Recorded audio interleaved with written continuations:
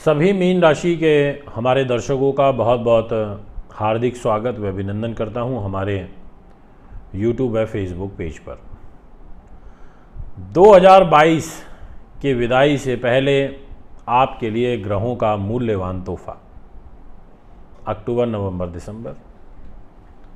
इसके बाद एक नया वर्ष, एक नया रूप, एक नए जीवन की शुरुआत, एक नए टारगेट के साथ। पर मीन राशि तो ऐसी है जिसके बारे न्यारे तय हैं,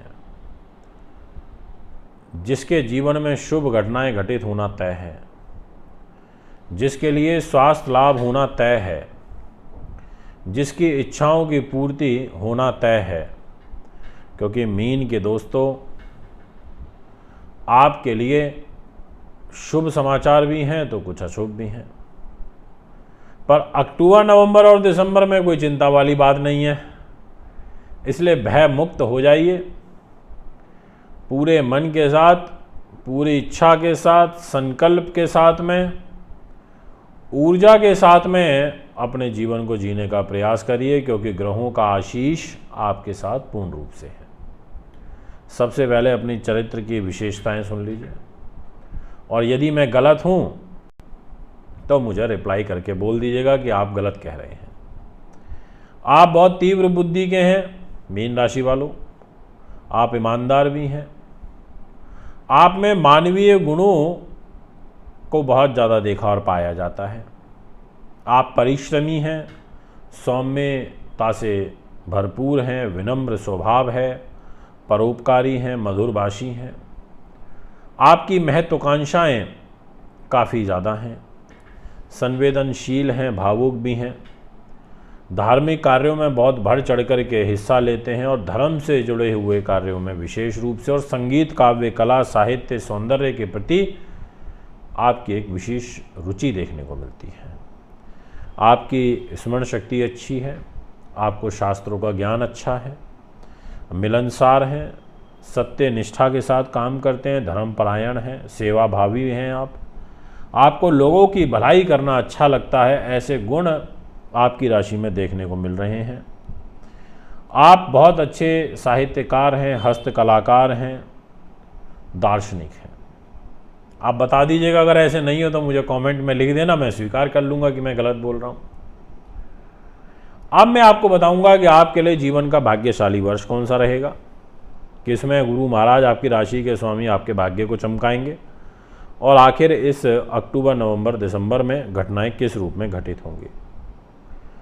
आप सामने डिस्प्ले में देख रहे हैं मेरा शेड्यूल चल रहा है, जिसमें मैं लुधियाना, जालंधर, अमृतसर और जम्मू, मुंबई में अवेलेबल रहूँगा। इन शहरों में भी आप हमें संपर्क कर सकते हैं।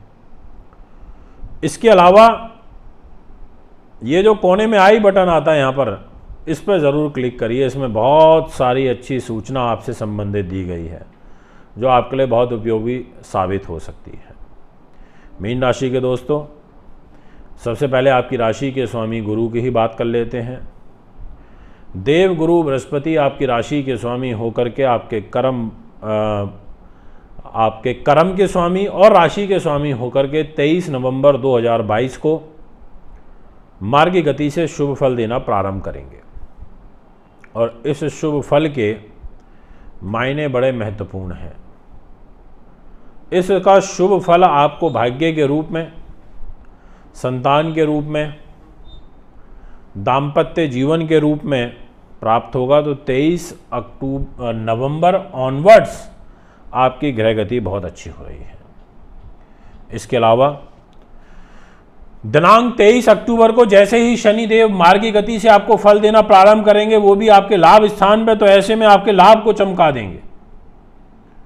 अर्थ ये हुआ कि एक बड़ा लाभ मिलना। अगर आप विदेशों से संबंधित किसी कार्य को लेकर के बहुत ज़्यादा उत्सुक हैं, तो उस कार्य का सिद्ध होना, ऐसी परिस्थितियां आपकी राशि में पूर्ण रूपेण इशारा करती हुई मुझे नजर आ रही हैं। इसमें कोई किंतु परंतु नहीं है, इसको आप अच्छे से समझ लीजिए। और इतना ही नहीं, आपके लिए, जी हाँ, विशेष रूप से आपके लिए सबसे महत्वपूर्ण फल रहेगा देवगुरु बृहस्पति का कि वो अकेला ग्रह आपको भाग्य के अनुरूप जॉब, ट्रांसफर, सरकारी नौकरी में उन्नति के मार्ग, कार्य की सिद्धि देगा। अब इसमें समय फिर विपरीत कब है? जब गुरु इतना अच्छा है तो इसमें विपरीत परिस्थितियां हैं दिनांक 5 नवंबर तक। आपको इस 5 नवंबर तक इसलिए ध्यान रखना है क्योंकि आपके छठे भाव के स्वामी सूर्य देव नीच के होकर अष्टम भाव में शुक्र केतु के साथ गोचर करेंगे और दिनांक 26 अक्टूबर दोपहर 1:47 पर बुध भी इस योग में सम्मिलित हो जाएंगे। तो 4 ग्रह एक ही घर में होंगे, ये अच्छा साइन नहीं है। बुध ग्रह जरूर, ये मंगल जरूर केंद्र में आ जाएंगे पर आएंगे शत्रु राशि में, इसलिए आपको वाणी पर नियंत्रण रखना है, क्रोध से बचना है, परिवार के लोगों के साथ में मतभेद का बढ़ना, और सूर्य का, ये शनि का भी छठे भाव में रहना उस घर में जिसमें ये कमज़ोर हो जाते हैं, वो अच्छा नहीं होगा।